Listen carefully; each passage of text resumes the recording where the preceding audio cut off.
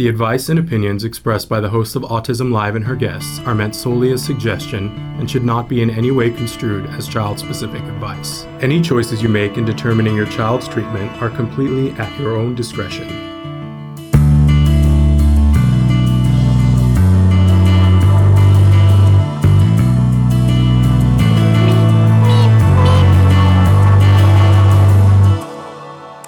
Good morning and welcome to Autism Live. I'm Shannon Penrod, and I feel so lucky and privileged to be able to be with you here today, and especially for some of the things that we're going to talk about today, which I'll get to in just a second. But want to welcome you here. We're live right now on Facebook, YouTube, and Twitter. We adore interaction. And I want to say this from the jump for this episode, even when you don't agree with me, we adore interaction. So feel free to be writing in on any of those sites, Facebook, YouTube, Twitter. I will be able to see it in real time. Good morning to Susie. See how that worked? I'm able to see what you guys write in and respond back. I'm able to answer questions, able to answer criticism, able to accept criticism. Happy to do all of that with you this morning. And I also want to say that the show will be available as a podcast wherever you download podcasts. It's a free download to you. I love that we've been doing this now. We're in our 14th year, and you are able to download it for free. There is a cost for that, but we defray that cost with sponsors and with advertising. And so when you get the podcast, you will have regular advertisement that goes in between things. Please embrace that, because that's why it is free to you. If you really hate it and you really want to get the podcast and you don't want to get the ads, you absolutely can do that. It's a small monthly fee. We found a company that would do that. We shopped around to see who could do it for the least amount of money and do it responsibly. And you can go to glow.fm/autism-live. Now, here's the good news about this. It's $5 a month, but if you want to pay for it for the whole year, it's actually less than $5 a month. And you not only get Autism Live with that, you get Ask Dr. Doreen. Otherwise, they're completely separate podcasts, but for that, you get them both for the same low monthly fee. But if you don't want to pay a monthly fee, which I appreciate, then please listen to the podcast and you know, when the ads play, listen to them in groove and go, these people are making it so that I don't have to pay to be able to listen to this information.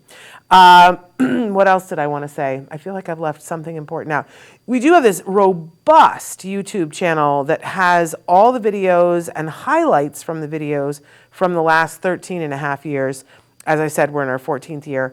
So if you want to see sound and picture, we try to make it at least interesting for you guys to be able to watch. I always say I have a face for radio, but if you want to see like the presentation that we're going to do today, please feel free to check out our YouTube channel.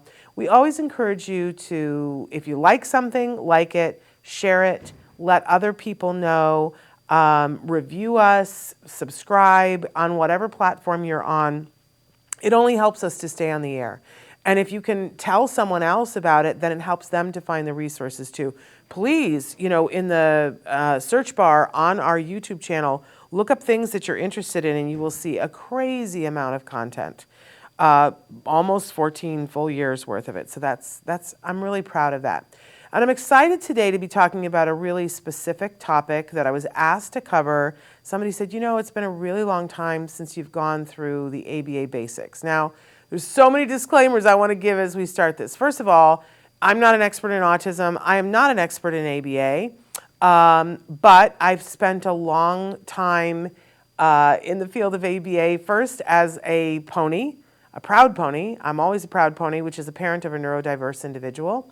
And then I've been hosting shows and interviewing experts and going to centers, watching things, learning, working with Dr. Grampiche. I'm not an expert, but I'm also not new. And I think I've seen about as much ABA as a person can see and not be a behavior technician or a BCBA. I'm okay if you want to argue that with me, but I've seen a lot of ABA over the last 19 years. I had it going on in my house, and I watched on a monitor for 5 straight years. So I feel like as a parent, I can talk effectively about ABA in a way that is not all sciencey jargony, I hope, for you to help people to understand what ABA is and what it isn't, because it's a very confusing little science, and I feel like it needs a new PR person, and not that I'm nominating myself, but I feel that it needs a new PR person. There will be some of you who will be watching the show today who are very anti-ABA, and I want to tell you I'm okay with that. There will be some of you who will be watching and will have negative things to say about ABA, and I want you to know that I champion you as well. That if you have had the experience of having a negative experience with ABA, I in no way want to disavow that. But to me, it's like talking about two things that are potentially different. And the example that I like to give when I'm speaking to a big group of people, I will say to them, let me ask you a question. Raise your hand, how many of you have ever been in public school and had a really negative experience with a teacher? Like something that still lives with you because it was either traumatic or borderline traumatic.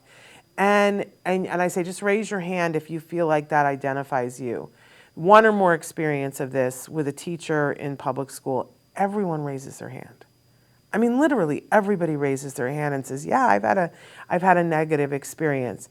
And my heart aches when I hear that. But my question is, why have we not said, well, let's stop that. Let's stop public school. Let's forget it. Let's slide the entire education system into the ocean if we know that there are things that are happening. And I think, and write in and tell me what you think, but I think it's because we understand that that was a bad teacher, that education is not bad. That was a bad teacher who should not have been teaching. And none of us are condoning it. None of us think it's okay. But those of us who've been through public education understand that that was not the whole experience and that that was not what the experience was meant to be. That was a person who was, a megalomaniac, power hungry, whatever their deal was, but they were bad at their job. And I think most of us we understand that other good things happened while we were in public school, and so we don't want to abolish the entire system. Do we want an overhaul? Yes, I think we all want an overhaul of public education, but we don't want to throw the whole bathwater out because we understand that education is important and that there have been new things and new ways of training people so that hopefully we get the right people in the job to uplift and ignite hearts and minds to be able to learn. Isn't that what we all want from public school? And here's the thing, ABA, it's this thing that if it's not a part of your life, then you don't get to see it. It's not like you walk down the street and somebody goes, hey, we're doing ABA here, right? That's not how it goes. So I think it's important to educate people about what ABA is, what it isn't, but again, willing to talk about criticism. But if you'll watch and hear what ABA is meant to do and how it's supposed to be, if you have concerns, I really want to talk about them. I feel very passionate about this, especially because when my son was diagnosed with autism and I asked, what can I possibly do to help my child? And the developmental pediatrician who was diagnosing him basically told me there was nothing to do. She said, take him home and enjoy him. And I said, well, I've been Googling a lot. There's this AB whatever thing that I believe helps kids to be able to talk. My son was talking. I would like for him to talk again, if at all possible. And like a lot of parents, that feels like, I would like that for him if possible. And she very firmly told me not to do ABA. And she had very terrible things to say about ABA, enough so that I refused ABA for a good solid 6 months, even though it was being offered to me by the state of California. Then I saw ABA done in the way that I'm going to talk about it, and I went, oh no, I've been saying no to something that would really help my child be able to talk. And we began doing really good quality ABA, and my son began to talk again and continue to talk and learn and grow. And I really love and enjoy the experience that we had with ABA. It's what I want for all of you, and I know it's not where all of you are. But I feel like if I can educate you as to what it is, then you know what to look for and what to say, hey, that's not good ABA. That's not even ABA. You're charging me for something and you're not doing it right. And more importantly, to protect individuals on the spectrum so that they aren't with people who are doing really redonkulous things and calling it ABA. I get upset about it because it's important. We want to protect our children. We don't want to send them to school with somebody who is doing bad things. We don't want them doing ABA with somebody who's doing bad things. And I said when my son started ABA, I don't want anybody to take away his self-esteem. I will not have him tortured. I will not have him overwhelmed, right? And those things did not happen. So, what does that look like? I want to go through the basics, and then feel free to ask questions whenever you want. Okay, so let's get started. So why ABA? You know, a lot of you have funding right now. If you're in the United States, you for sure have funding for ABA one way or the other. And people go, why has this become such a big deal? Why is ABA the treatment for autism now? Well, I mean, first of all, because it works. ABA as a science is wildly thought to be and accepted in the scientific community to be the most effective and efficient way of teaching anything to anyone, not just autism. That if, you know, Olympic athletes are trained with the principles of ABA. Fortune 500 companies use the principles of ABA to not only train their employees, but to get the best performance out of their employees and have them be happy and for them to retain those good employees that they've trained.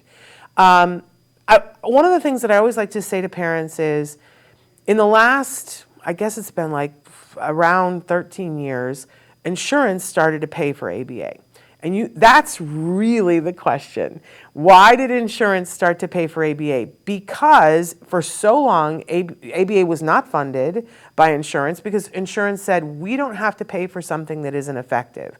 But more and more studies came out and showed that it was effective to the point where insurance companies were being sued and were losing in court because there was evidence that it was effective. So that is why insurance pays for it. And you know, if you know insurance, they aren't going to pay for something that's not effective.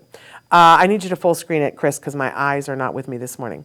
But another good thing about ABA is that it's very specific to the individual and specific to the goals that you're doing. So done properly, it's going to take into consideration this individual, their sensory needs, the way in which they learn, the rate at which they learn, very specific. And it is done correctly, it is the most effective teaching tool. And the biggest reason why we all do ABA is because it's effective. It works. We talk about FAPE sometimes, free appropriate public education, which is what you're owed at school. And when I talk about appropriate, I know you can look it up in many dictionaries and it says many things, but the one that I love is the dictionary that says it's effective, right? That whatever they're doing at school has to be effective. As a parent, I wanted my son to be able to learn. I wanted his thoughts and his feelings and his particular concerns to be taken in consideration, but I wanted him to learn, and ABA works. So that's why you are given funding for ABA, because it works. So now let's go on to the next slide, Chris. Okay, how did we first find out that it worked for autism? Because ABA is a very old science that, like I said, was being used for lots of different things, is still being used for lots of things. As big as ABA for autism is, do you realize it's still only about 50% of the field of ABA is autism? And the rest of it is corporate and institutions and trainers and athletes and lots of different things. So when and how did it get used for autism? So Ivar Lovaas was a researcher and an educator, and he had this thought and believed that the principles of ABA could be effective with individuals on the spectrum. He did one study first, and he lost his funding for that, and it was with kids that were a little bit older. And they made progress, but once the therapy stopped, they didn't retain a lot of their progress. This did not deter him. He got more funding, and he said, I think I'd like to start earlier when the kids' brains are a little bit more plastic. And I'd like to have funding for a few more years. So he got funding to work with children that were ages 2 to 5 for 40 hours a week for a 2 to 4 year period. Now here's something that's really exciting. He was working with a group of young UCLA students who were there in their undergraduate and the master's program, who became the people who did the most of the work with the kiddos, right? He was directing the research, but one of the lead investigators, the people working with the kiddos, was Dr. Doreen Granpeesheh. That's where she was going to school. That was when she was a college student at UCLA, walked into one of his classes, thought that what he was talking about was really interesting, and he said, I'm looking for people to be a part of this team, and she was part of the team. What's crazy to think of is that from those initial investigators, I believe that she is the last one left living, because Tris Smith is no longer living, and neither is Ivar Lovaas. We've lost both of them in the last decade. Now, but Dr. Granpeesheh is a great resource to talk about what did they do during the study, because this was the seminal study. It was published in 1987, and basically it showed that of the kids that were included in the study, when the study was done, they fell into 3 distinct groups. That 47% of the kids within that 2 to 4 year period, if they had 40 hours of therapy, were virtually indistinguishable from their peers when they were done and graduated. They went to independent clinicians and no longer qualified for an autism diagnosis. They literally lost their diagnosis. And those kiddos needed no future support in their lives. And some of these kiddos, they've followed back up with them, continue to be leading these wonderful lives, don't need support. That was 47% of the kids, almost half. There had never been a study before that showed any kind of significant uptick in terms of skills or anything. And here was this study, and it showed that almost half of the kids no longer qualified for a diagnosis. Now, 32% of the kids made significant progress. They still qualified for their diagnosis at the end, but with supports, they were very successful. Worked jobs, some of them got married. They lived productive lives, but in each case, they would need a different level of support for different things.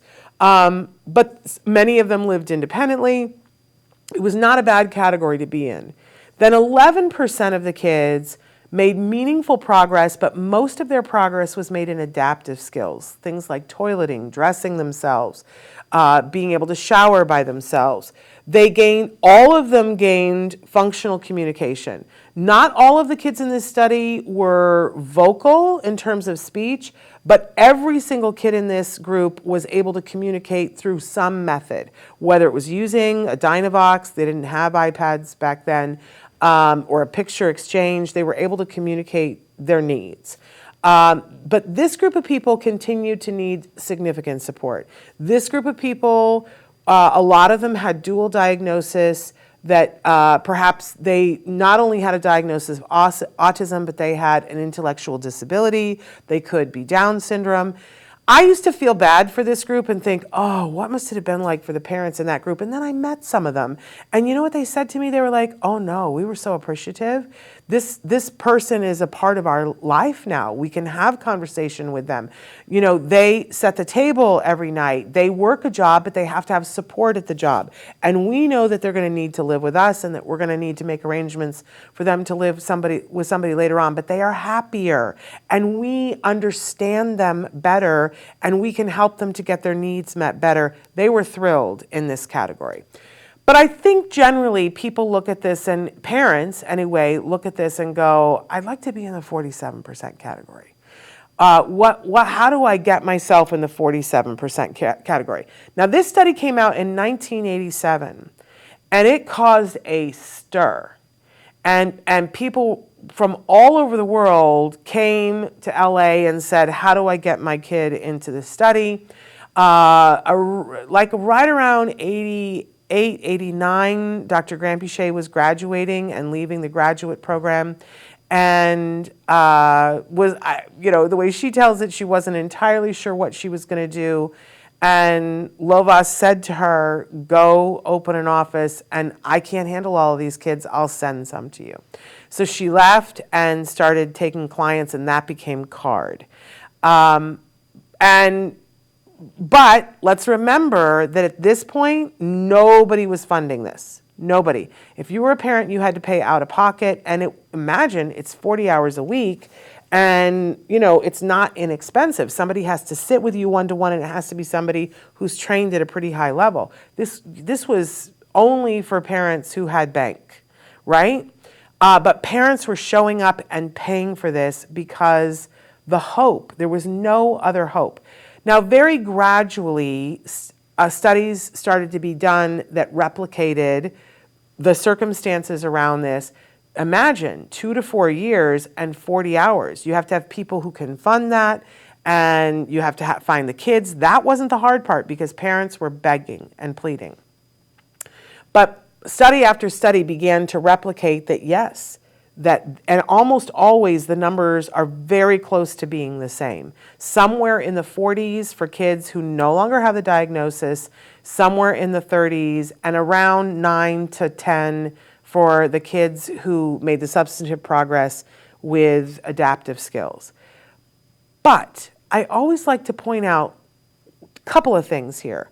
First of all, this study and the replicated studies that showed that, yes, it wasn't just Lovaas, he wasn't magic, it wasn't just the team that was, Tris Smith and Dr. Granpeesheh, they could do this in other clinics and they got about the same results. But a couple of things here that were the same whenever they replicated. And they tried replicating it with different things, but the replication came when the kids were 2 to 5 and when they had 40 hours a week. If you talk to Dr. Granpeesheh, she says that's misleading because it wasn't really 40 hours a week. What it was that they were saying every waking hour. But at the clinic, they were doing it professionally for 40 hours and training the parents to be able to do it in every other waking hour. Now, a lot of that seems to have gotten lost in the translation as we've had insurance. And I'd like to ask all of you who are intelligent why you think that might be.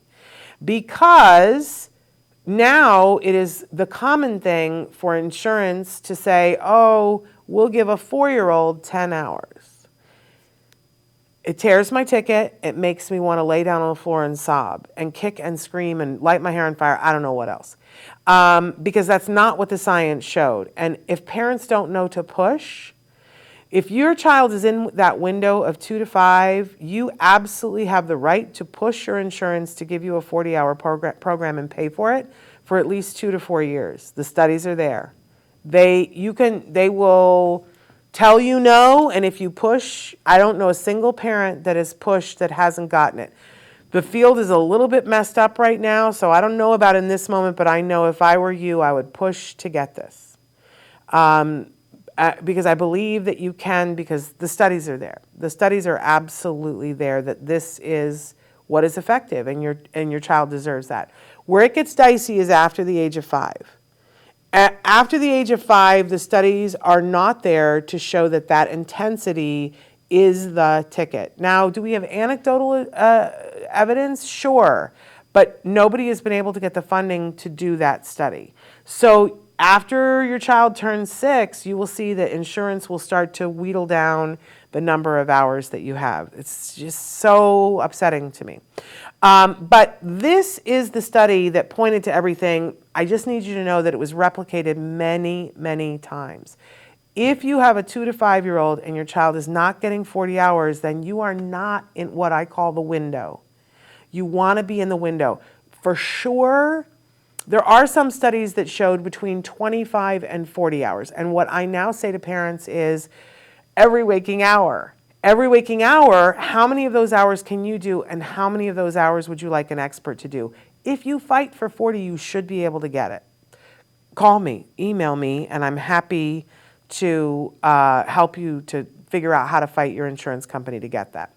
When your kids are older, it is harder, but it's still worth the fight to fight for it. Okay, let's move on to the next slide. A lot of you might be looking at that and going, oh no, we're too late. My child is 7, 8, 18, 34, right? I want to let you know, no, you're not too late. ABA is still effective at teaching your child, teen, or adult. It's still effective with senior citizens, right? It's still effective with Olympic athletes.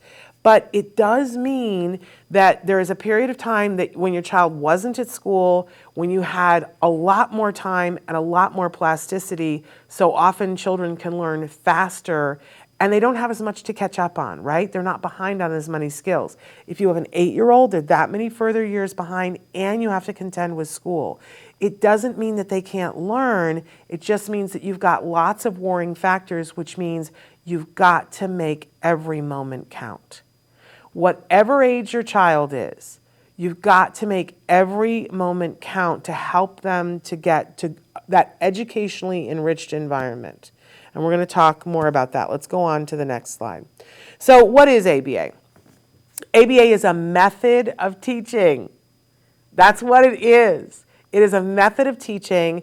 It says on the very basic level that everything you do, everything I do, we do for a reason. Because at some point it worked. And it may not have worked efficiently, but at some point the thing I was doing worked. So I'm going to keep doing it that way. But the basic premise of ABA is that if a person is giving meaningful rewards, that they will be willing to learn new behaviors that are slightly different than what they were doing before, that eventually they might discover, hey, I like this better, right? But that it has to be based on that it's rewarding to me to do it. So when people tell me that they were traumatized by ABA, this is why I go, oh, somebody wasn't doing right. Because the whole thing is based on being rewarded, not being punished. So if somebody is being punished, this is not the ticket. Now, I do want to give the disclaimer that this is a really complex science. It's basically a toolbox. There are so many different tools that can be used in many different ways. And ABA experts will be like, well, you really simplified it here, saying it's a method of teaching. Yeah, but it's true. It's a method of teaching. But there's a whole thing about the application of the principles, meaningful outcomes, blah, blah, blah. It's on the screen. This particular presentation, though, we're going to stop talking about everything else and talk about how you use ABA to get to good outcomes for autism. Because now you know it's not just used for autism, but now we're going to talk specifically about autism. I also want to say that if you are writing in and telling me about microdosing psilocybin, we are going to block you. This is not the place for you to advertise. So please stop that. I'm not interested in that. And please don't click on anything that somebody puts there. That is spam. It makes me angry. Stop it. I'm also saying good morning to Anna and to Rodney and to Uma. So thrilled that you're here. We do not advise psilocybin, and we are not, and I will get that removed, that comment. And if you do it again, you'll be blocked. There we go. Watch my head come off and fly around the room. Okay, so let's talk about behavior, because I love talking about behavior. There's all kinds of behavior. I'm engaging in behavior right now. You're engaging in behavior right now. Our kids are constantly engaging in behavior, and guess what? All behavior is communication. When I ask you guys, what do you want more than anything else for your kiddos? One of the first things that you say is, I want my child to be able to communicate. A lot of times you'll say, I want my child to be able to talk. I want my child to be able to talk to me. I want to be able to talk to my child and for my child to understand me. That's all communication. Communication is behavior. Behavior is communication. So when your child is behaving in ways that you don't understand, one of the first things that we want to do is take the fear and move it to the side and go, hey, that's communication. My child is throwing a tantrum right now. What are they trying to communicate to me?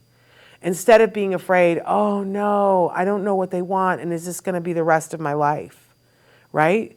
Or, everybody's going to think things about them that I don't want them to think, right? People are going to think that my child is odd or different or weird, right? And that hurts our heart. But if we just will stop and take all that fear and go, please step to the side and just look at the behavior. And what we said we wanted was communication. We are getting communication. It's not really wildly effective, maybe. And it's maybe not what we hope for them for the future, but let's just baseline go, that's communication. Let me see if I can get in there and see what that communication is trying to say. Because communication can change, behavior can change, all of it can change, but it's not just about individuals on the autism spectrum changing their behavior. It's about us changing our behavior too. That we can start to listen to how they are communicating and key into that. And that's a really critical part of ABA too, that we have to be listening and we have to change our behavior.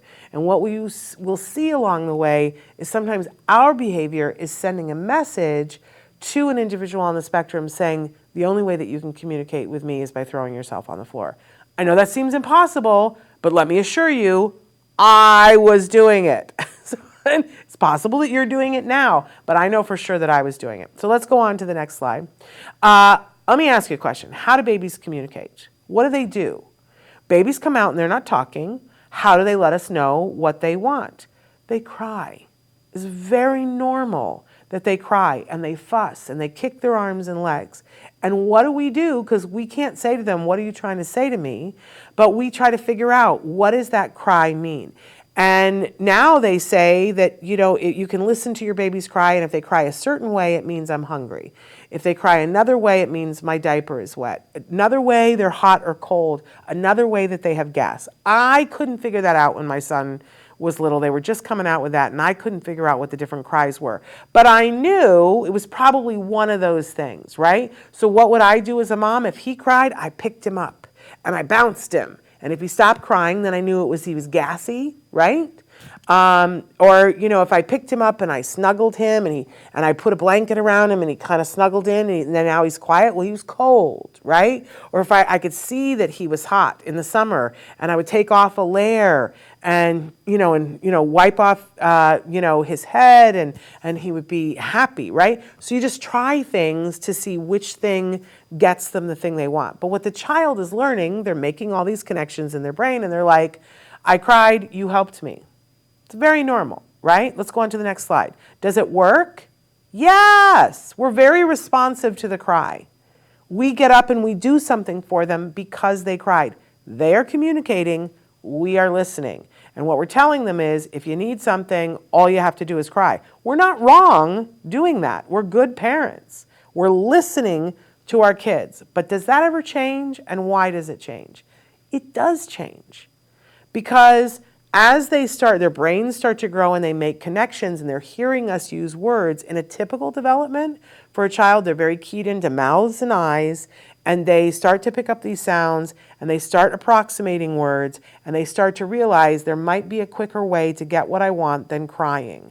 And they attempt to talk, but they're not successful at it. This is typically developing kids. They attempt to talk and they're not successful, and that makes them mad.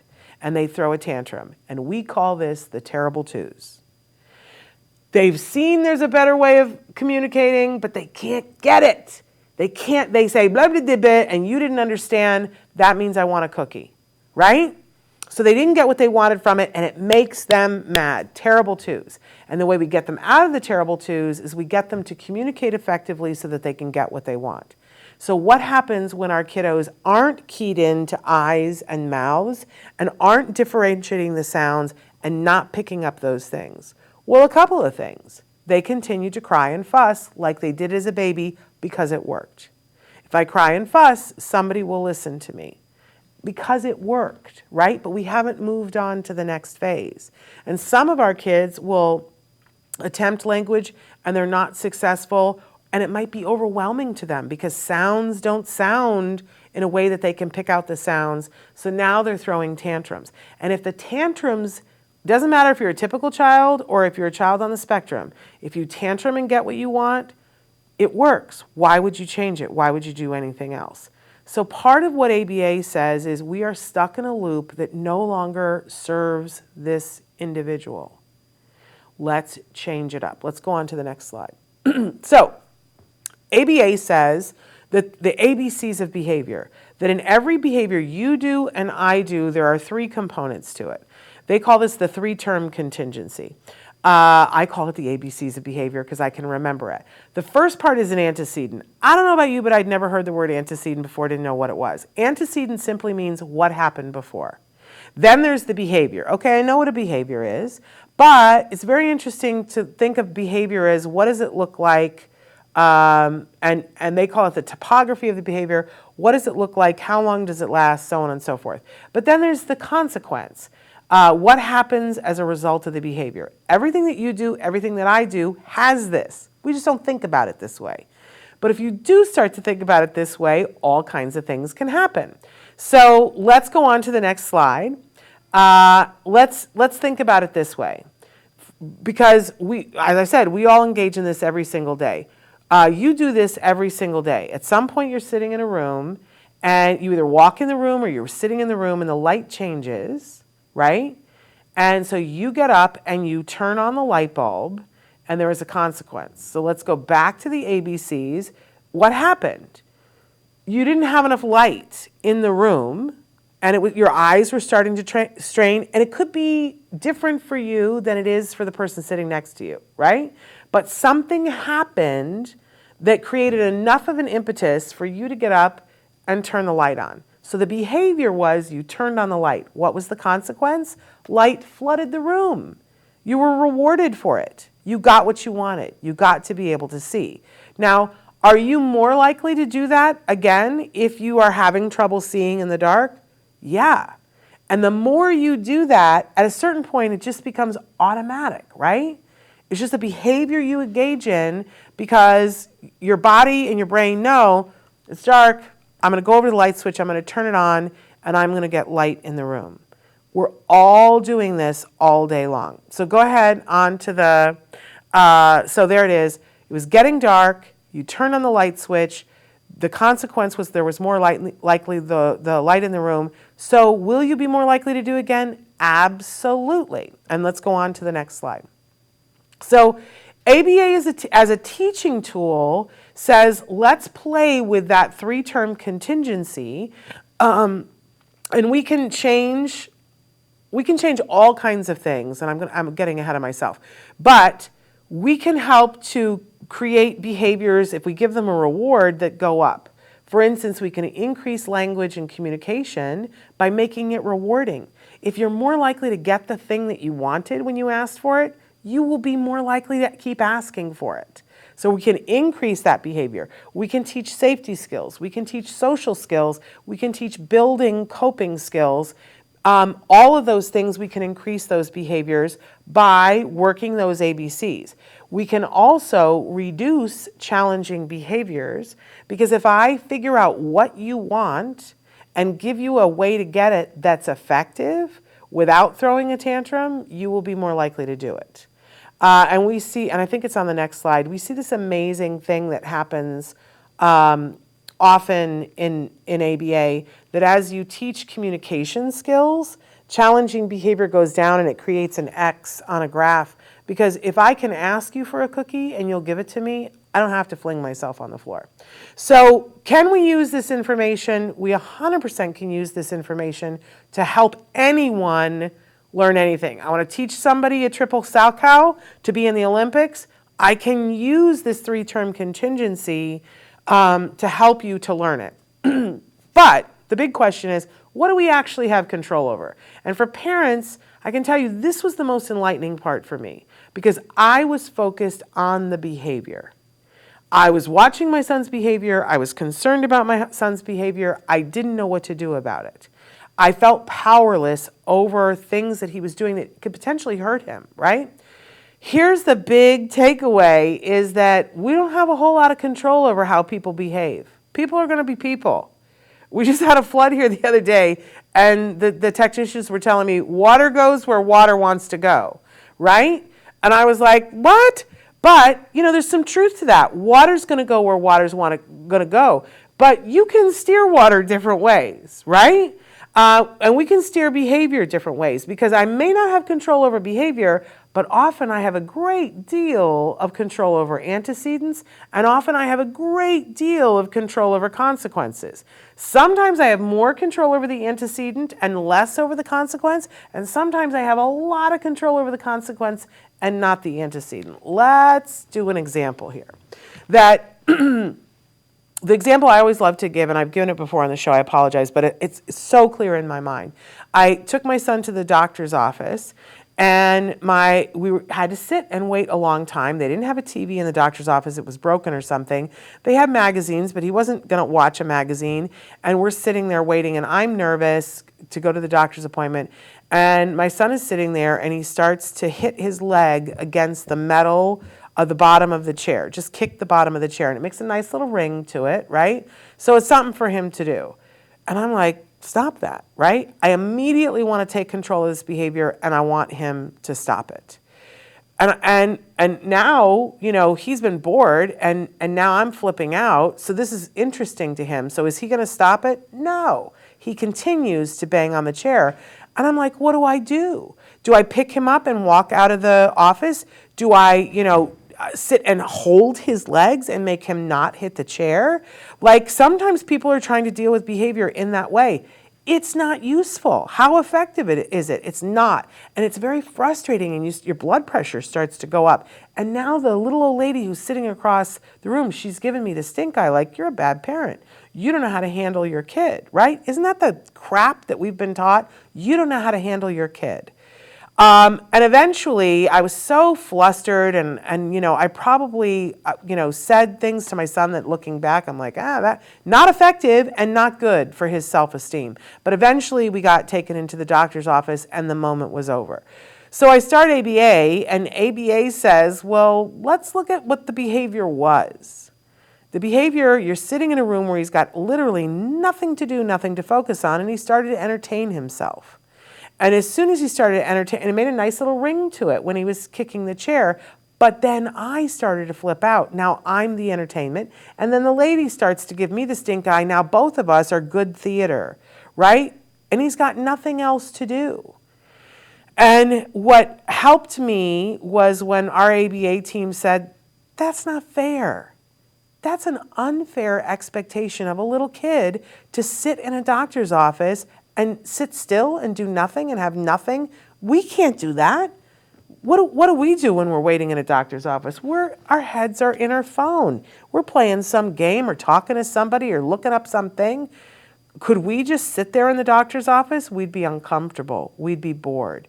Why do we have the expectation that a child could do that? It wasn't fair. And the question was posed, what can you change to make it more fair for him? And my mother made me this zipper bag, and we put toys in it. Wind-up toys, because that's what my son liked. We weren't going to put, Barbie dolls in there, because that's not what he was into. It has to be specific to the individual. He liked wind-up toys. And his attention span was like a minute and a half at that point, and that's how long it took. You wind up the toy, and then you put it on the thing, and there was the one little monkey that would jump backwards. He loved it. And that would last for about a minute and a half. And then, what he was taught was he could give me back the monkey. We put the monkey back in the bag, and we take out another wind-up toy. This makes it fair. This is an antecedent modification, which makes it so he doesn't need to engage in the behavior that was challenging to me. And there needs to be no consequence, right? The consequence of the antecedent was he was happy. So that's an example of how you can manipulate something depending on what the need was that they wanted. He was bored. He wanted something to focus on. I could give that to him. Okay, let's go on to the next slide here. Okay, let's look at this example here that we have an ABC here that mom asks Bobby to pick up his toys. And Bobby throws a tantrum. And grandma, the consequence of that is grandma says, oh, poor Bobby, don't cry. And she gives him a cookie and tells him to calm down. I have lived this example. I don't know about the rest of you, right? This seems like a pretty normal day in a normal household, except ABA says, what do we teach Bobby? If we teach Bobby, mommy says to Bobby, pick up your toys, and he throws a little tantrum, and grandma gives him a cookie, and he gets out of doing it, do we think that Bobby has learned tantruming works for me or tantruming doesn't work for me? Is he likely to tantrum again when mom asks him to do something he doesn't want to do? Sure, because Bobby's smart. Bobby understands, I don't want to do it, and so to get out of it, I can throw a tantrum, but I'm going to get a cookie from it, so, it takes a little energy to throw a tantrum, but I got out of the thing and I got the cookie. Of course Bobby's going to do it again. Could we change something here? Absolutely we can change something here. First of all, we can go to grandma and say, no. If Bobby's throwing a tantrum, you're not going to give him a reward for that. And grandma's going to flip out about that and go, ah, ah, ah, ah. whatever. But we don't want her rewarding a tantrum. But also we could change something in the antecedent too, and mom can say to Bobby, because, think about it this way. When you go to work, do you expect to get paid? Something that's meaningful to you, your paycheck? Of course you do. I know people hate this because they say that it's transactional, but all of life is transactional. All of life is. Your life is, unless you're totally volunteering, but you're also getting something out of it if you're volunteering, right? You're getting something out of the things that you do over and over again. So mom says to Bobby, maybe Bobby's nonverbal, so mom shows a picture of picking up the toys, and she says, first we're going to pick up the toys, and then you're going to get a cookie. When the toys are done being picked up, you're going to get a cookie. Now Bobby's got an incentive to pick up the toys, and he might have to be reminded of that, but if Bobby throws a tantrum, mom just busies herself with something else, and then, if he calms down a little, she says, remember, when you're done picking up the toys, you get the cookie. Is Bobby more likely to pick up the toys without a tantrum? Yes, he is. I can tell you that works. We'll talk about an extinction burst in a second. Let's go ahead and go on to the next one. So Dr. Phil always says, what's the payoff?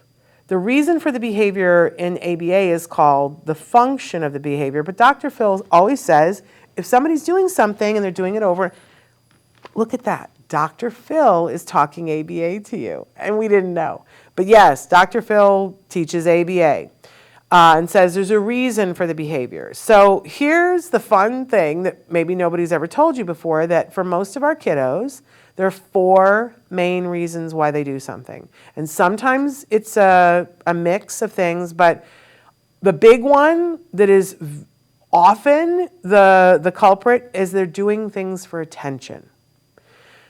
The second one is they're doing things in order to get access to someone or something. They call that a tangible, but it's access to something. I want a cookie, I'm going to throw the tantrum.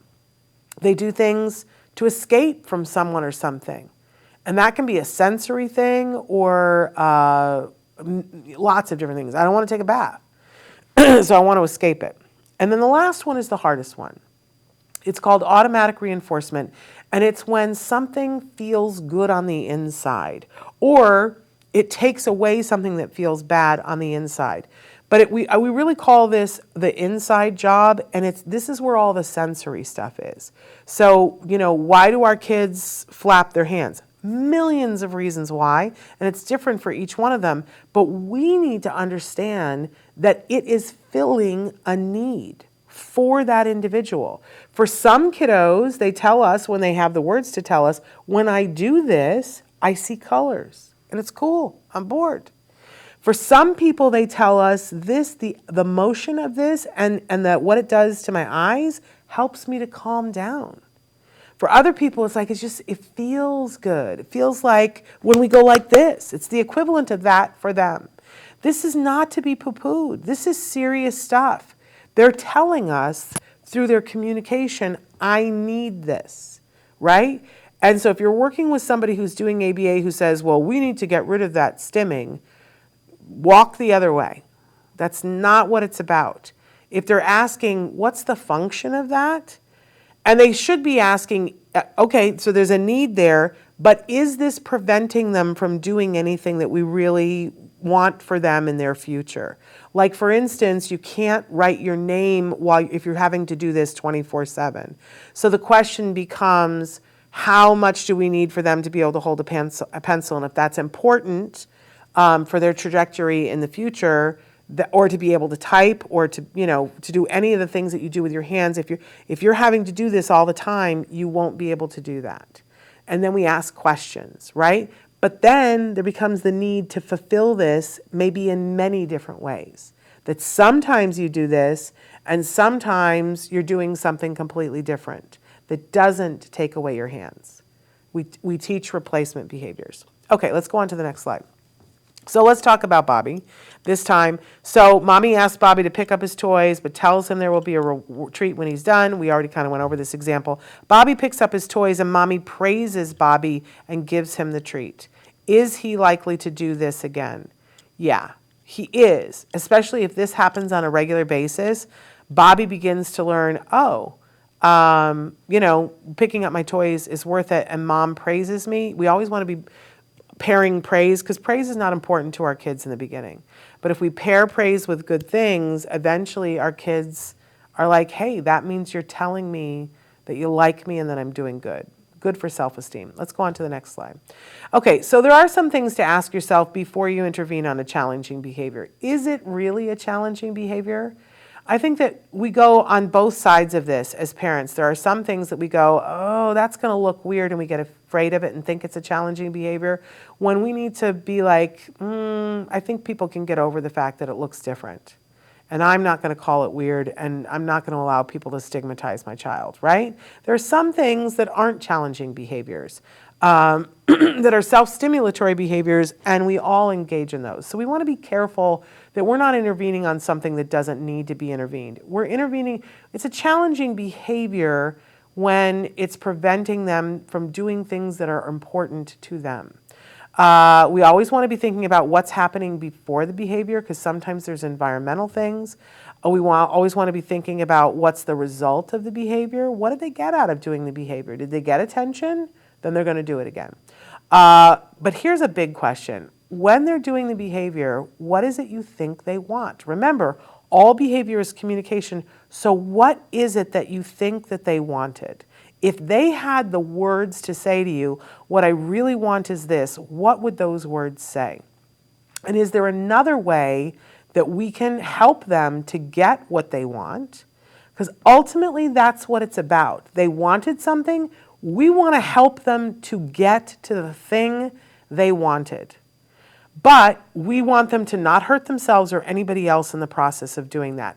But we have to ask ourselves, as the people who love these individuals, have we taken the time to appropriately teach them how to get what they need and want? So, in the example of the baby who's crying to get their needs met, right? Have we taken the time and given the opportunity to this person to learn how to ask for it in a different way, which might be speech, it might be an approximation of saying, and that in the beginning we go, yep, that's close enough to cookie to get you a cookie. It might be that pointing is enough. It might be pointing to a picture is enough, right? But we have to give them a feasible, functional communication way to request the cookie before we can expect them to stop tantruming. We need to be fair, and we need to treat them like a person who's on a path to learning. And we always, we're looking at those antecedents and consequences, but we always teach a replacement behavior. If they're doing this, it's because there is a need. We don't just cancel that need out. That's not the ticket. That is not good ABA. ABA says there's a need there. That behavior has a function which makes it important. If it's not really serving the child to do it 24/7, let's teach them 5 other ways that they can get the same need met and help them to strengthen being able to get that met in other ways. We don't ever just say, well, get over it, you don't get to have that. I love that about ABA. And people who are just saying that has to go, that's not good ABA. Let's go on to the next slide. Okay, so let's play a little game here. And we'll say Bobby is biting. So we got our 4 suspects here. Is it for attention? Is it for access to someone or something? Is it escape from someone or something? Or does it just feel good? Why is Bobby biting? And we'll go on to the next slide. Isn't it tempting to guess? We don't know Bobby. We're not there. We didn't look at what the antecedents and the consequences were, but it's so tempting to guess. Guess what? It could have been any of those things. People bite for all of those reasons. I want you to think about your car. When your car is making a noise, do you take it to the, first of all, do you just start ripping stuff out yourself without being a mechanic? Probably not. Or do you take it to the garage and go, it's the water pump, please remove the water pump? No, you don't do that. What happens? You take it to the garage, and what do they say at the garage? They go, oh, what's it doing? They ask you, and you say, oh, it's making this noise, but it only does it when it's cold. You know, you tell them all the details, right? And then do they just listen to you and go, oh, it's definitely the water pump? No, they don't ever do that. They're experts. What do? They get in the car, they take it for a test drive, and they open it up, and they look at things, and they run it, and they have somebody else put the gas pedal, and they go, okay, I see what it's doing now, right? They do a whole assessment, but it starts with asking you questions. That's what we do when it's a car, because we want the car to be safe and we don't want to waste money and time. I just want to say, in the things that you care about, if I said to you, what do you care more about, your car or your child? I'm confident you're going to say your child, right? And it's the same exact thing. When your child is engaged in a behavior, it's so tempting to guess. And I will tell you, the longer you play with this, the better you'll get at it. But if it's something really serious, and especially as you're beginning to use ABA as a teaching tool, it's really important that you have an expert look at this. And by the way, what they do, we can go on to the next slide, they do something that's called an FBA. It's not the FBI. I was always confused about that. It's a functional behavior assessment. It's almost identical to what you do when you take your car to the garage. First, they're going to ask you, so you tell me what's happening. And they're going to ask you all kinds of questions, just like the car mechanic did. And then they're going to say, okay, we're going to try to see, we're going to observe the child and see, does it happen in this circumstance? Does it happen in this circumstance? And there's a whole process that they go through, just like the mechanic, that's an FBA. Now, usually they do this, and it's an expert who's called a BCBA. And they look at the before and after.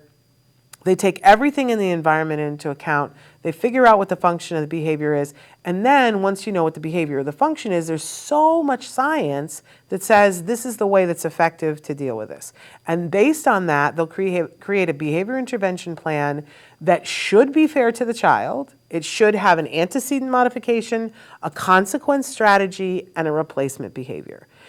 When your kid goes to school and if they're engaging in a behavior and they send home the note, you should ask for, if it's happened more than once, you should ask for an FBA, and you should have a behavior intervention plan meeting, and it should have those three components: an antecedent modification, a consequence strategy, and a replacement behavior. That's how we effectively steer behavior in another direction, but it has to be fair to the individual. It has to take into account, first and foremost, what was the need for the behavior? And there is a need for the behavior. Let's go on to the next one.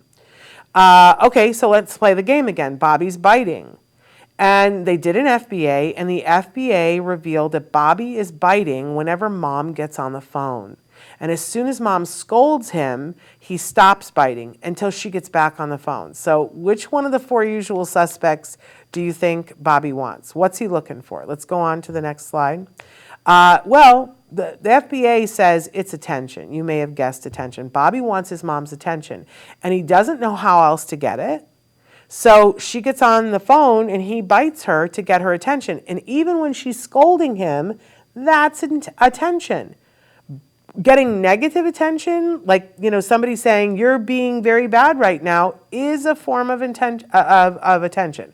So the intervention for this is that they're going to teach Bobby an appropriate way to ask for mom's attention by tapping on her shoulder or saying excuse me. There's a million different ways, right? But they're going to teach him one of those ways to start. He's also taught how to wait for attention, that maybe he's not going to, and he's rewarded for waiting. In the beginning, they wait for 10 seconds and then he gets his reward. Good waiting. And they build that and build that and build that until Bobby can wait for the 5 minutes that mom has to be on the phone. So eventually, Bobby comes up to his mom and taps her on the shoulder while she's on the phone. And mom turns around and says, oh, thank you for, asking for my attention. I'm going to be with you in 3 minutes or whatever it is. And Bobby knows that he's going to wait, but when the 3 minutes is over, he's going to get that attention. So the antecedent modification is mom.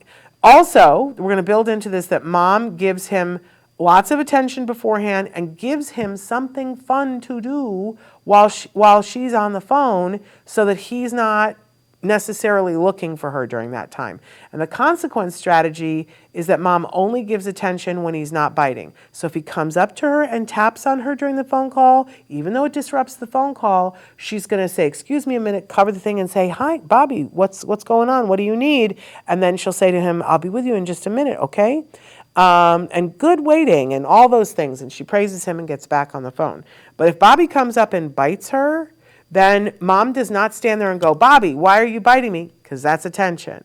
If Bobby attempts to bite her, mom's going to be taught how to block that so that he can't bite her.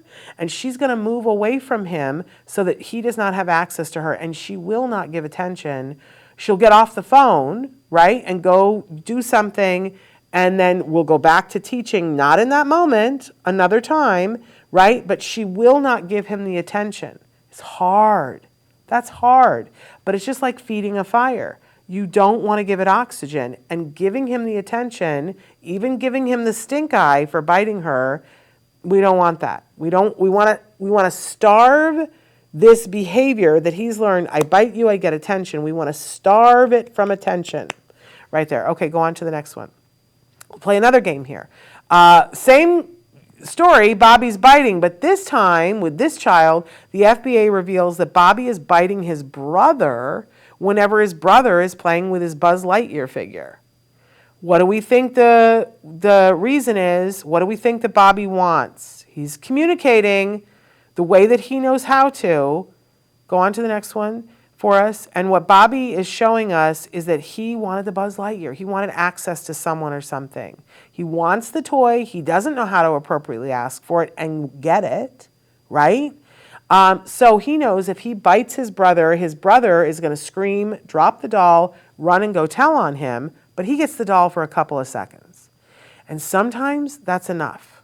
That's enough. And he learns it's okay to bite somebody, and next he'll bite somebody at school. Sally's holding the ball, he'll bite her so that she drops the ball because he wins. So the intervention, they're going to teach Bobby how to appropriately ask for a toy and how to wait and how to share.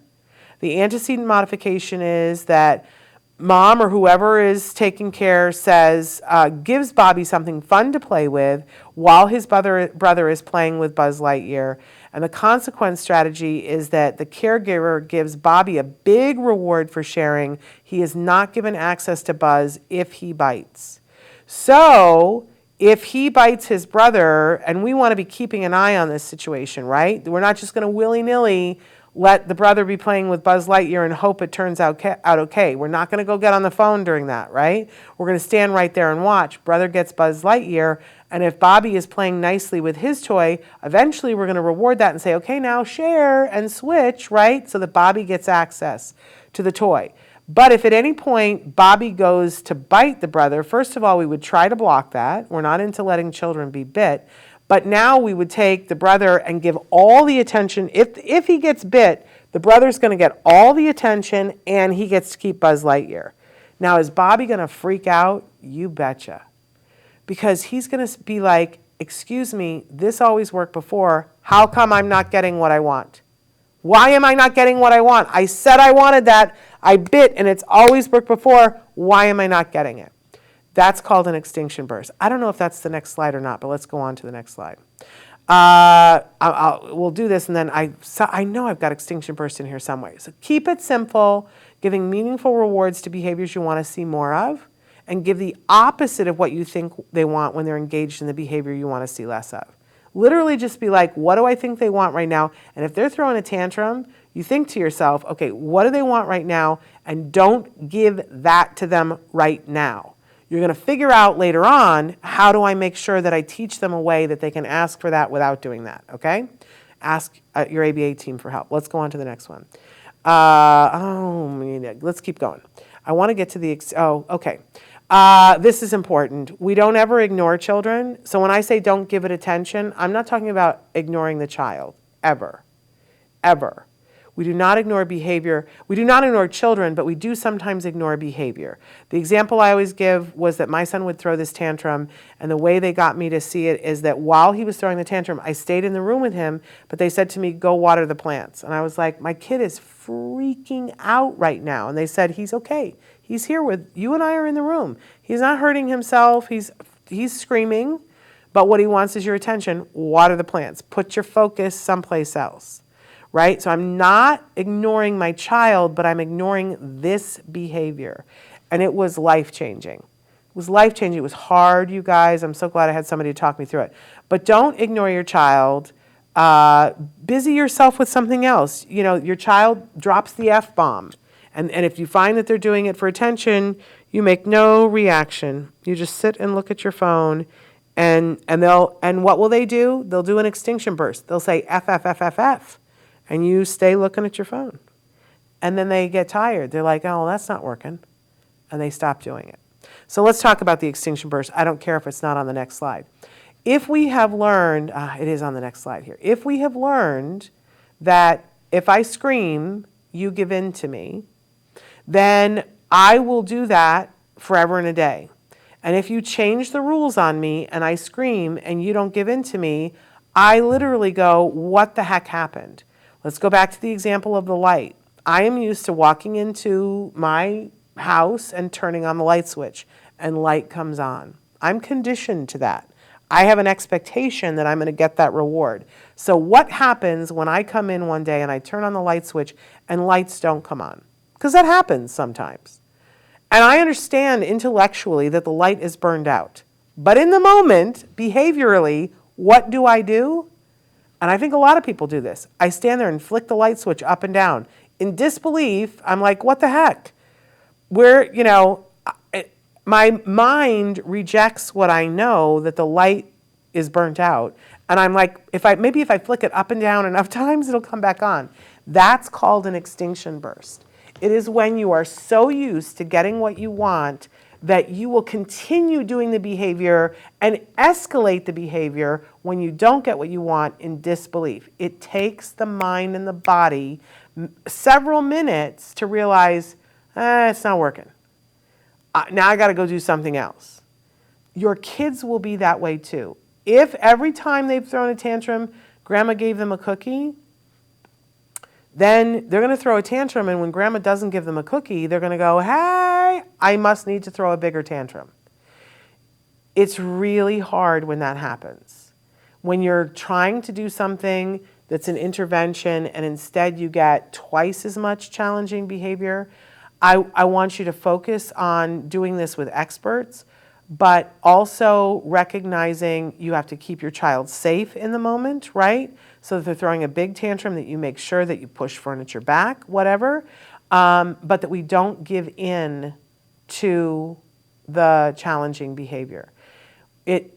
We always say, it's going to get worse before it gets better, but the good news is when the extinction burst is happening, it is a sign to you that you got the function right. And they are saying, excuse me, this has always worked before. It really is revisiting the terrible twos in this microcosm moment, right? Tells you that you're on the right track. And the other thing is, they call it the bad news. I also call it, it's just the reality of it is you got to follow through. If you give in, then what the child learns is, I just have to throw a bigger tantrum. This is really hard. But when the kids get it, they get it, boom. And then that behavior is often over forever. And it's life-changing. My son used to hit his head on the kitchen floor. And, they had to help me to get through that moment and not feed it. Because my response to when he would hit his head on the kitchen floor is I would scoop him up, rub his head, take him to a big rocking chair, rock him, tell him I loved him, and give him lemonade in a sippy cup. And I did not realize, because I thought that was good parenting. My child hit his head on the kitchen floor and I'm taking care of him, right? What I didn't realize was that in his mind, in his little 3-year-old mind, he was like, I don't want to do what she's asking me to do. And if I hit my head on the kitchen floor, she'll be really nice to me and give me lemonade. Now, that's not the equation I wanted to be fostering, but I was. And when they helped me to get through the extinction burst, it was, woo, right? But he learned that that was not going to happen anymore. And he stopped hitting his head on the kitchen floor instantly. So hang on. If you're seeing the extinction burst, hang on. Talk to yourself, say good things to yourself, know that you love your child, and make sure that your child is not injuring themselves or anybody else, right? Safety is paramount. And let them throw their fit. They are unhappy about the fact that you changed the rules. But it's okay to change the rules. Telling them that you have to hit your head on the kitchen floor for me to be nice to you and give you lemonade is not a rule we want, right? Okay, moving on. So and I know we've gone over, and I'm going to go a couple of more minutes over because I think there's some really important things in these next few slides. So in ABA, there are different things that they will use at different times. Lots of tools, and I'm not going over all the tools right now. But one of the tools that there's video of that people see, and they watch their child getting ABA, and they go, "Oh, this looks really weird." If it's looking weird, it's probably DTT. DTT is that discrete trial training. We talked about this extensively yesterday. It's when you're teaching something and you isolate it from the real world. You literally take a task that you're trying to learn and you slice it away from the world and bring it to a place where that's the only input that's happening. And we do this with everything, right? We do this with dancing. We talked about salsa yesterday, about how in the dance studio they take you over in the corner and they have the little footprints on the floor. That's DTT. There's no music playing. We're just going to go through the basics of it, the rudimentary things. You learn how to ski. You don't learn on the big hill. You go to the side, and in the shop, you're learning how to put the skis on and point the skis inward. Because we're keeping the learning really specific to get some strong basics.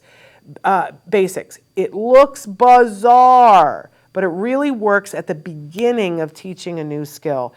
But it cannot be everything. I always say that, sometimes I've heard people refer to ABA and DTT as being the same thing. They are not. If you did SAT analogies, I always say ABA is to DTT what car is to steering wheel. Right? A steering wheel is a part of a car. It is not the whole car. You're going to Vegas and you're going to drive. You're not going to just take the steering wheel. That would be crazy. You would not get to Vegas. If you're just doing DTT, you are not going to get where you want to get with ABA. It is just like if you're skiing and you never leave the shop, then you're not really skiing. Or if you only are doing the 1, 2, 3 with the footprints on the floor with no music, you're not really dancing. Right? It is the basic beginning skill to make things clear. And so the example I always use at ABA is when they say to kids, touch car, right? And you go, oh, it just looks so weird and it sounds weird. Except what we're teaching the child is that's a car. And when you put your hand on it, you're touching the car. And now I can teach you a whole bunch of other things. I can teach you, I can put a car here and I can put these two things here and I can say touch car. And now a car is not a cup of water and it's not a Kleenex box. Okay. And then I can teach you other things, right? You're learning how to discriminate that this is different than this. So it looks weird. It is weird, but it's just a beginning skill to teach a lot of times for language, but other things as well. If I'm going to learn Russian, right, and somebody just stands there and says, blah, blah, blah, blah, blah, in Russian, I'm not going to get it, right? But if somebody picks up the Kleenex box and says, dushta, making it up, I don't know what the Russian word for it is, dushta, but then I know, oh, dushta is this. That is a form of DTT. I'm isolating it from the environment so that there's no doubt in your mind that this is a Kleenex box and this word means that. That is literally how they begin to teach language to people who have a deficit in language by doing DTT with them. But if it's the only thing, they don't really learn how to have a conversation, right? So it cannot be the only thing. Okay, now, if you're teaching something that's difficult to learn, you may start with DTT, but you very quickly, and I don't mean weeks later, I mean same day, 3 minutes later.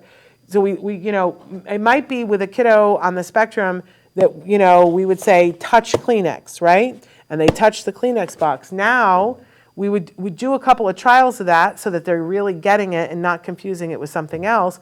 But then we would go play for a couple of minutes. And in the course of play, I would say, oh, can you get me the Kleenex box? I need a Kleenex, right? And put it in the natural environment.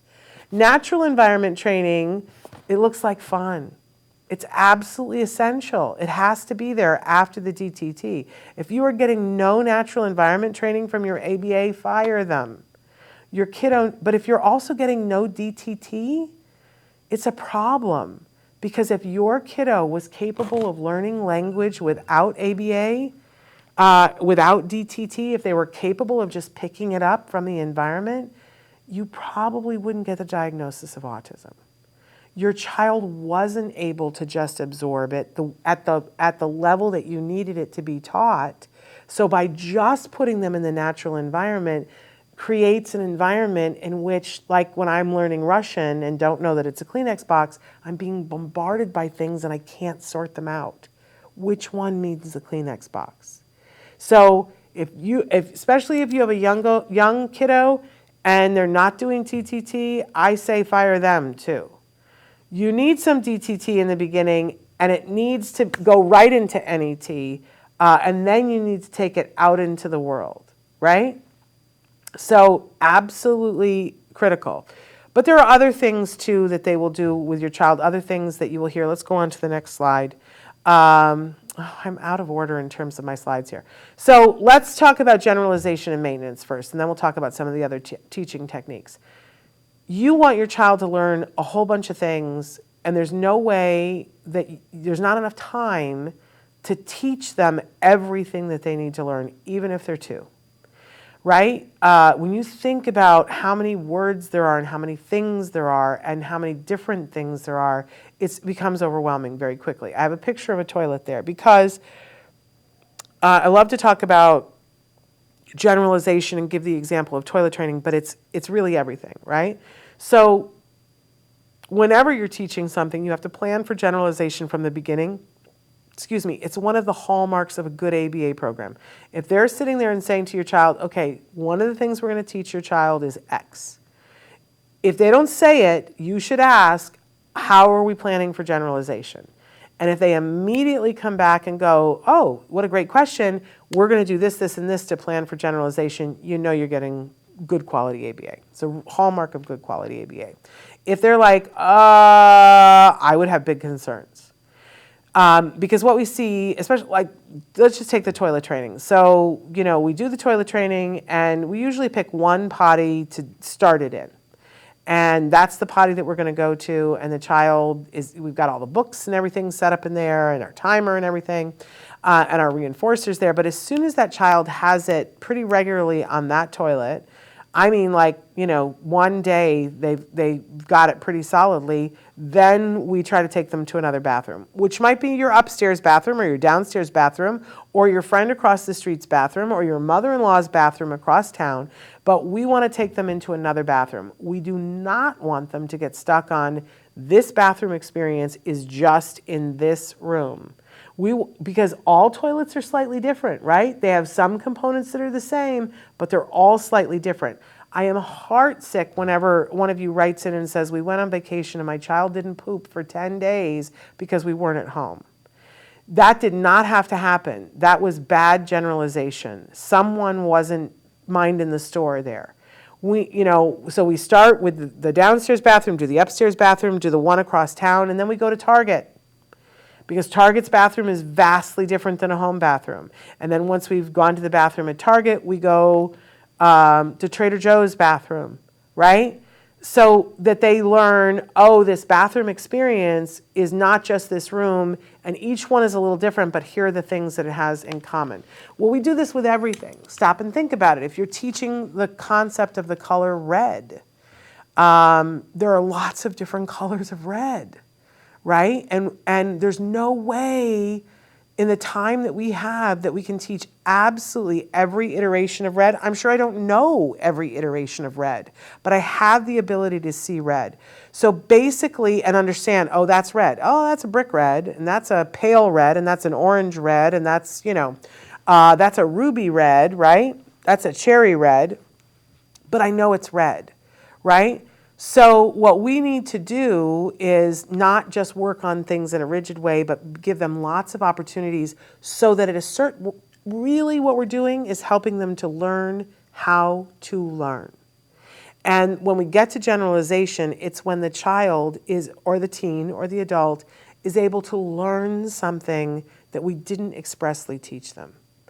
that they get to the point, and this happens with language, where we've taught a whole bunch of language, we taught them how to use the language, we gave them lots of opportunities, and now they start using language in a way that we did not get around to teaching them yet. It's pretty fabulous. It's a wonderful thing. The other thing is maintenance. A lot of our children regress, so we can teach them a skill, they master it. We have to make sure that we maintain that, which means every once in a while we revisit it to make sure that they're maintaining the skill. Okay, go ahead on to the next slide. So lots of different teaching techniques. We prompt. Sometimes there's physical prompts, and there's a whole array of those. There's textural prompts, vocal prompts, all different kind of prompts to help them to be successful to get to the reinforcement in the beginning. Remember that the focus is always how quickly can I get them to a reward that's meaningful for them.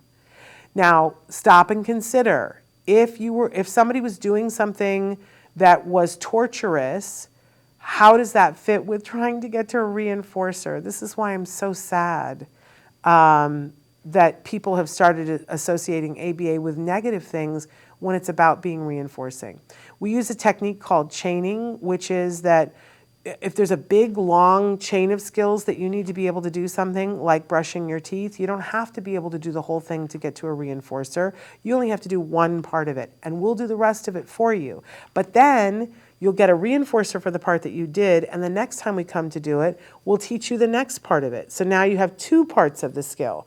And then eventually we put in a third one, and we're giving you reinforcers for being able to do it until you're able to do the whole skill by yourself. It's a really effective way of teaching something that's a difficult task. All kinds of things using pivotal response, behavior momentum, man training, so many more that we could get into, but we're way past time. But these are techniques that they use to help your child to learn, to keep things fresh, to lead them to success. I didn't even have errorless learning on that. That in the beginning, we make sure that there's no potential for them to make a mistake, that they're always getting it right, so that they see this is kind of fun. This is very fun. Okay, on to the next one. So I started by showing you those three columns, the 47%, and the middle one and the last one. And I said most of us, if we were honest, we would say we'd like to be in the 47% where our kids don't need support. So the research is in, and they've found three very specific things that are there when kids are doing well. These are predictors of success. I call it the recipe for success. And number one is lots and lots of opportunity to learn. Our kids need more opportunity than other kids, but then they can learn. So you probably have a prescription for ABA, and you should do the full amount. And you should learn how to do it so that when you're at home, it's that every waking hour thing. It isn't just 40 hours, it's every waking hour. But the question is, how many of those hours do you want an expert to do? And you should do all of them that you can and have somebody else pay for that. And insurance doesn't like for you to know that. It costs them a lot of money. But I'm here to tell you this is part of the predictor of success. But the second one is caregiver involvement, which if you think about it goes directly to number one too, because if your child is there and getting 40 hours and then you take them home and you know how to do it, then they're getting every waking hour. If you are a parent who is like, I just can't do it, I want them to do it at the center, it's clear that the outcomes are not as good every waking hour.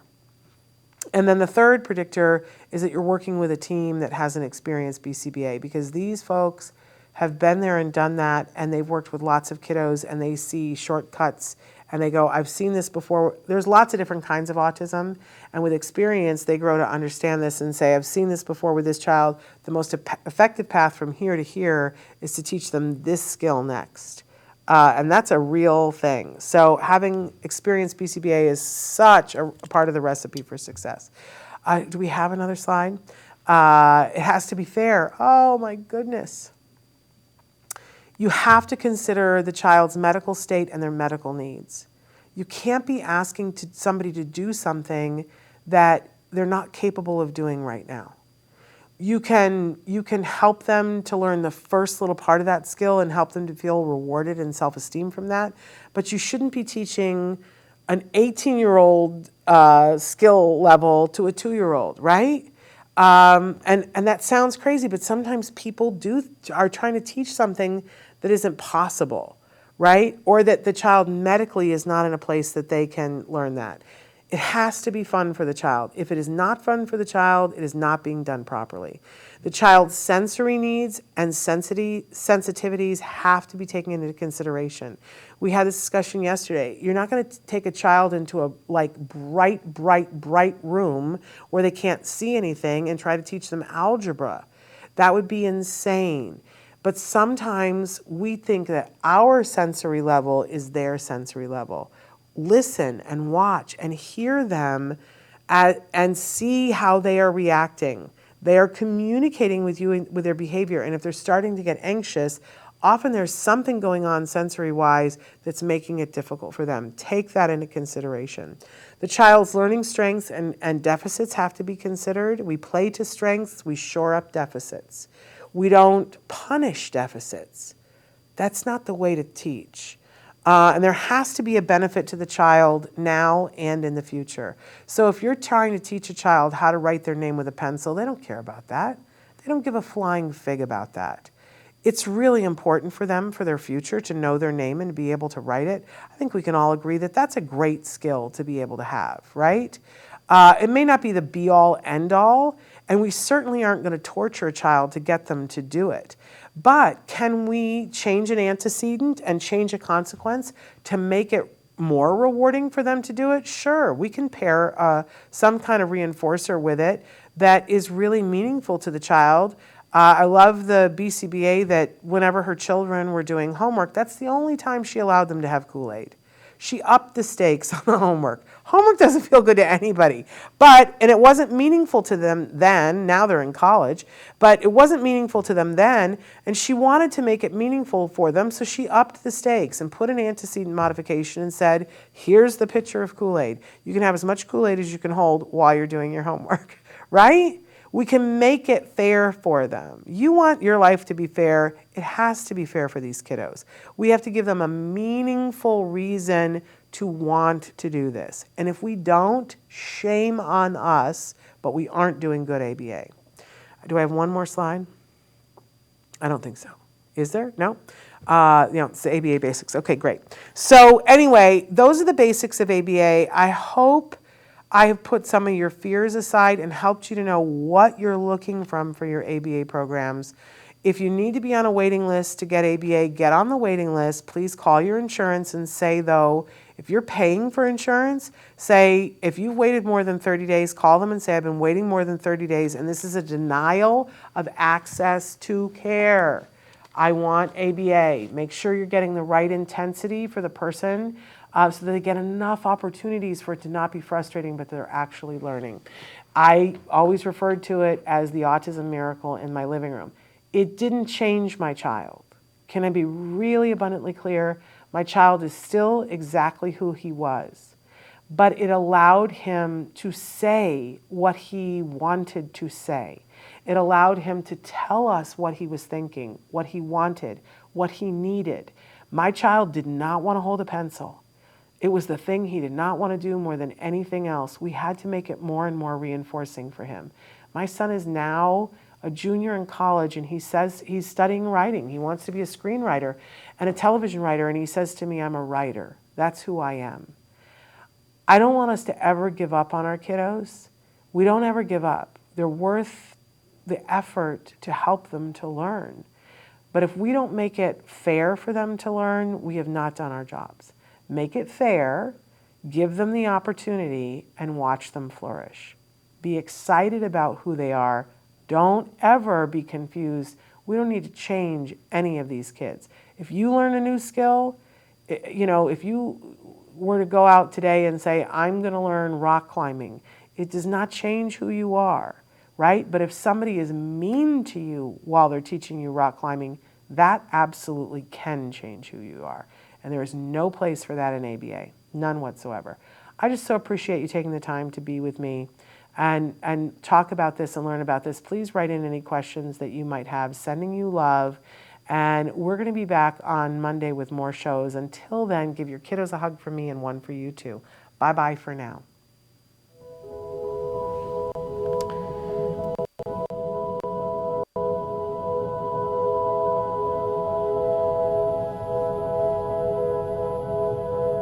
If you found anything helpful in this video, please give us a like. In fact, make sure that you smash that subscribe button on YouTube and give us a like on Facebook.